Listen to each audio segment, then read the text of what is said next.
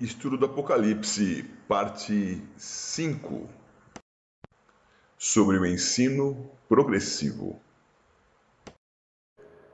No livro do William Hendrickson, que você talvez já tenha, ao final do capítulo 4, tem este texto aí. Se você puder olhar na última página do capítulo 4, você vai encontrar esta citação num quadrinho cinza. É a proposição quarta. Será que você encontrou? Essa proposição é uma conclusão daquilo que foi visto no capítulo 4. E eu queria que você acompanhasse a leitura, porque nós vamos trabalhar esses três termos que estão escritos em letras maiúsculas na tua projeção. Olha lá. As 7 seções do Apocalipse estão dispostas de modo ascendente, paralelas, progressivas, dispostas de modo ascendente, numa ordem que leva a um clímax. Há progresso em ênfase escatológica. O juízo final é primeiro anunciado, depois introduzido e finalmente descrito. As 3 palavras vocês já viram quais são, então, né? Semelhantemente, o novo céu e a nova terra são descritos mais plenamente na seção final que nas precedentes. Então, eu recordo a você algo que eu tenho repetido muito, que nós estamos estudando sob a perspectiva do paralelismo progressivo. Você tem que ter esse nome na sua cabeça para ajudar você a lembrar qual é o sistema de interpretação que nós estamos adotando. É claro que eu não adoto esse sistema como uma alternativa para a minha vida. Eu adoto esse sistema porque eu creio que seja esse o único correto. Tá bem? Mas eu não posso ser impositivo para você. Eu lhe digo, considere isto aqui. E no sistema do paralelismo progressivo, esses 3 aspectos que estão aí devem ser considerados por você. O juízo final e o novo céu e a nova terra são anunciados, são introduzidos, quer dizer, apresentados com um pouco mais de detalhe e depois descritos. Muito mais detalhes são dados. Isto acontece em cada uma das 7 seções do livro, mas acontece de modo progressivo. Aqui essa figurinha vai ajudar você a entender ainda melhor. Então a setinha mostrando que é progressiva a revelação e que esses 3 aspectos estão presentes. Tem descrição aqui atrás, no comecinho do livro? Tem, mas é com menos detalhes. Tem descrição no meio? Tem também, mas com menos detalhes, até que haja mais detalhes na porção final do livro. Vamos para a próxima tela. Juízo. Vamos ver um pouco sobre juízo. Então, olha aí. As mesmas cores estão mantidas para você poder identificar o anúncio, a introdução e a descrição. Aquelas 3 etapas que o Hendrickson menciona e que nós vamos agora exemplificar com estas passagens bíblicas do Apocalipse. Está com a sua Bíblia aí na mão? Então, anúncio do juízo. Anúncio do juízo no capítulo 1, versículo 7. Lá vou eu. Eis que vem com as nuvens, e todo o olho verá, até quantos o traspassaram, e todas as tribos da terra se lamentarão sobre ele. Certamente, amém. Tem algum detalhe aqui dado quanto a juízo? Não, não tem detalhe. Mas tem um anúncio. Está dizendo que todas as tribos se lamentarão. Tribos daqueles que o traspassaram. Ok? Então está avisado. Olha, vem juízo aí. Agora vamos folhear nossas Bíblias lá para o capítulo 6, por favor. Chegaram lá? O texto é um pouco mais longo, eu vou ler também com calma e tranquilidade. Apocalipse 6, a partir do 12. Vi quando o Cordeiro abriu o 6º selo, e sobreveio grande terremoto. O sol se tornou negro como saco de crina e a lua toda como sangue. As estrelas do céu caíram pela terra, como a figueira quando abalada por vento forte deixa cair os seus figos verdes. E o céu recolheu-se como um pergaminho quando se enrola. Então todos os montes e ilhas foram movidos do seu lugar. Os reis da terra, os grandes, os comandantes, os ricos, os poderosos e todo escravo e todo livre se esconderam nas cavernas e nos penhascos dos montes. E disseram aos montes e aos rochedos: Caí sobre nós e escondei-nos da face daquele que se assenta no trono e da ira do Cordeiro, porque chegou o dia da ira deles. E quem é que pode suster-se? Percebe como agora aqui há mais detalhe na apresentação? E é provável até que com a leitura que eu fiz, você tenha se recordado do discurso do Senhor Jesus lá no finalzinho do livro de Lucas, quando ele apresenta inicialmente que haveria sinais nos céus, mas que esses sinais não seriam do fim. Ainda não é o fim. Ele diz então para perseverarmos até o fim na fé nele. Depois ele anuncia no Evangelho de Lucas a destruição de Jerusalém.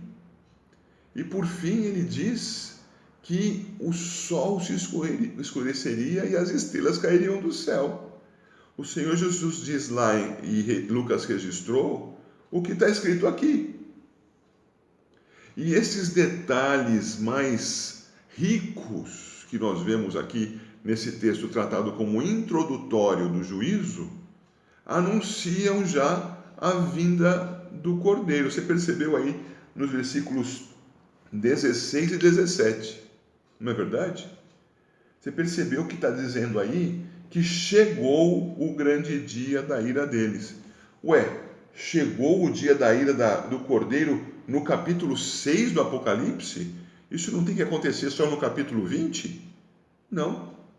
Como são várias sessões paralelas, aqui no 6 já está mencionado o dia da ira, já chegou, mas ainda sem tantos detalhes, porque o paralelismo é progressivo. Então agora nós vamos ver o capítulo 11, os versículos 15 a 19. Já encontrou? Faço a leitura então. Apocalipse 11, a partir do 15. O sétimo anjo tocou a trombeta, e houve no céu grandes vozes dizendo: O reino do mundo se tornou de nosso Senhor e do seu Cristo, e ele reinará pelos séculos dos séculos. E os 24 anciãos que se encontram sentados no seu trono diante de Deus prostraram-se sobre o seu rosto e adoraram a Deus, dizendo: Graças te damos, Senhor Deus Todo-Poderoso, que és e que eras, porque assumiste o teu grande poder e passaste a reinar. Na verdade, as nações se enfureceram. Chegou, porém, a tua ira e o tempo determinado para serem julgados os mortos, para se dar o galardão aos teus servos, os profetas, aos santos e aos que temem o teu nome, tanto os pequenos como aos grandes, e para destruíres os que destroem a terra. Abriu-se então o santuário de Deus que se acha no céu, e foi vista a arca da aliança no seu santuário, e sobrevieram relâmpagos, vozes, trovões, terremoto e grande saraivada. Você percebe que está anunciando o fim aqui, não? Que é juízo que está sendo apresentado aqui? Mas não tem só juízo, né? Tem juízo e também tem a bênção do anúncio da aliança. Tem louvor da igreja para Deus. Isto é, quando nós pensamos no juízo de Deus sobre os ímpios, não podemos pensar nisso separado da manifestação da graça de Deus sobre o seu povo. Ele não vai fazer uma coisa, depois vai fazer outra. Ele faz o fim dos tempos. Ele completa a obra da redenção e do juízo. E o Senhor o faz no mesmo momento. No dia da sua ira, também é o dia da nossa redenção. Ok? Por isso nós podemos ver a adoração aqui e você pode ver também no verso 18, as nações se enfureceram. Chegou, porém, a tua ira e o tempo determinado para serem julgados. Então, o tempo para serem julgados, o tempo da manifestação da ira, está lá no capítulo 6. Está aqui no capítulo 11 de novo. Ok? Que é o fim deste trecho que engloba os capítulos 8 a 11. Agora vamos ver se tem alguma descrição mais detalhada deste evento do juízo? Por favor, avance lá para o capítulo 14. O capítulo 14 do Apocalipse também é o final de uma sessão, que engloba os capítulos 12, 13 e 14. E no capítulo 14, versículos 14 a 20, nós vamos ver um pouco mais de detalhe nessa ação do Senhor de redenção e na ação do Senhor de juízo. Então presta atenção, vê se você percebe isso nas figuras que eu passo a ler. 14 e 14. Olhei e eis uma nuvem branca e sentado sobre a nuvem um semelhante a filho de homem, tendo na cabeça uma coroa de ouro e na mão uma foice afiada. Outro anjo saiu do santuário, gritando em grande voz para aquele que se achava sentado sobre a nuvem: Toma a tua foice e ceifa, pois chegou a hora de ceifar, visto que a seara da terra já amadureceu. Seguindo 16. E aquele que estava sentado sobre a nuvem passou a sua foice sobre a terra, e a terra foi ceifada. Então saiu do santuário, que se encontra no céu, outro anjo, tendo ele mesmo também uma foice afiada. Saiu ainda do altar outro anjo, aquele que tem autoridade sobre o fogo, e falou em grande voz ao que tinha a foice afiada, dizendo: Toma a tua foice afiada e ajunta os cachos da videira da terra, porquanto as suas uvas estão amadurecidas. Então o anjo passou a sua foice na terra e vindimou a videira da terra e lançou-a no grande lagar da cólera de Deus. E o lagar foi pisado fora da cidade, e correu sangue do lagar até os freios dos cavalos, numa extensão de 1.600 estádios. Você consegue perceber alguma diferença entre esses dois pequenos trechos que eu li numa sequência só? Então eu não vou entrar em maiores detalhes porque nós vamos fazer isso quando for estudar o capítulo 14. Mas o trecho dos versos 14 a 16, embora seja muito parecido com o trecho dos versos 17 a 20, termina com uma ceifa da parte do Senhor e um recolhimento daqueles frutos maduros. Contudo, esse recolhimento não é seguido do que consta nos versículos 19 e 20 da seção seguinte. Veja que no final do versículo 19 nós temos que estes frutos colhidos são lançados no lagar da cólera de Deus.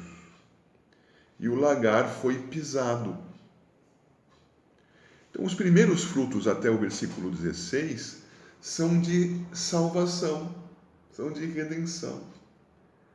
E os segundos frutos colhidos, também pelo mesmo anjo, com a foice, são para juízo, porque eles serão colocados debaixo da ira de Deus. Você sabe o que é lagar, não? Lagar é como se fosse uma grande bacia. Imagina uma piscina daquelas infantis, sabe? Aquelas piscinas típicas, redondinhas. Tá? Então, aquela piscina com 0,5 metro, 70 centímetros de altura. E o lagar é o local onde eram colocadas as uvas maduras. E então, os produtores de vinho entravam no lagar e literalmente pisavam as uvas para espremê-las. E desse espremer surgia aquele suco, e do suco ia se aproveitar para o vinho. O processo aqui descrito é o do esmagar. E esse esmagamento é então a figura da ira de Deus sobre os ímpios. Então são lançados no lagar da cólera de Deus. E foi tanto suco tirado, que é dito no versículo 20, que o sangue que correu do lagar cobriu uma extensão e uma altura enormes, cheio de sangue. O que quer dizer isso? O resultado da manifestação da ira de Deus sobre os ímpios, evidentemente. Então percebeu como tem uma descrição, lógico, figurada daquilo que vai ser feito sobre os ímpios? Lá atrás, os ímpios é dito dos ímpios que eles vão ser objeto da justiça de Deus. Eles vão se lamentar. Mas agora já diz que eles serão esmagados. E eu vou adiante no capítulo 16, que trata basicamente do juízo de Deus, e vejo com você os versos 17 a 21. 16, verso 17. Então derramou o sétimo anjo a sua taça pelo ar. E saiu grande voz do santuário do lado do trono, dizendo: Feito está! E sobrevieram relâmpagos, vozes e trovões, e ocorreu grande terremoto, como nunca houve igual desde que há gente sobre a terra. Tal foi o terremoto forte e grande. E a grande cidade se dividiu em 3 partes, e caíram as cidades das nações. E lembrou-se Deus da grande Babilônia, para dar-lhe o cálice do vinho do furor da sua ira. Todas as ilhas fugiram, e os montes não foram achados. Também desabou do céu sobre os homens grande saraivada com pedras, que pesavam cerca de 1 talento. E por causa do flagelo da chuva de pedras, os homens blasfemaram de Deus, porquanto o seu flagelo era sobremodo grande. Bom, você acompanhou minha leitura, já deve ter identificado detalhes a mais aqui do que viu antes, mas eu te desafio a comparar esses versos que eu acabei de ler com os versos do capítulo 6, versículos 12 a 17. Sim, então olha lá, no capítulo 6, observa por favor a segunda parte do verso 14. Então todos os montes e ilhas foram movidos do seu lugar. Quantos montes e ilhas foram movidos? Todos. Agora eu vou para o 16 e vejo ali, no versículo 20, todas as ilhas fugiram e os montes não foram achados. Olha, ou os montes moveram uma vez, depois moveram de novo, ou é o mesmo evento, compreende? E aqui com um pouco mais de detalhe, aqui com um pouco mais de riqueza de informações. Então o que nós estamos vendo? Que o paralelismo progressivo vai abordando os assuntos seguindo esta ordem que está aí na sua tela, do azul para o verde, passando pelo vermelho. Então, o anúncio, a introdução que detalha mais, a descrição que detalha mais, nos paralelos das sessões, progredindo até o final do livro.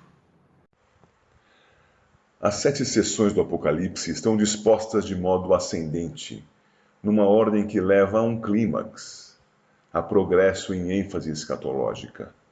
O juízo final é primeiro anunciado, depois introduzido e finalmente descrito.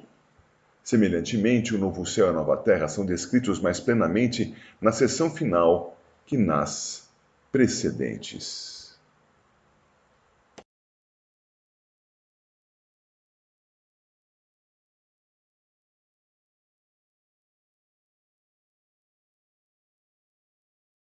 Se Deus quiser, vamos nos encontrar de novo.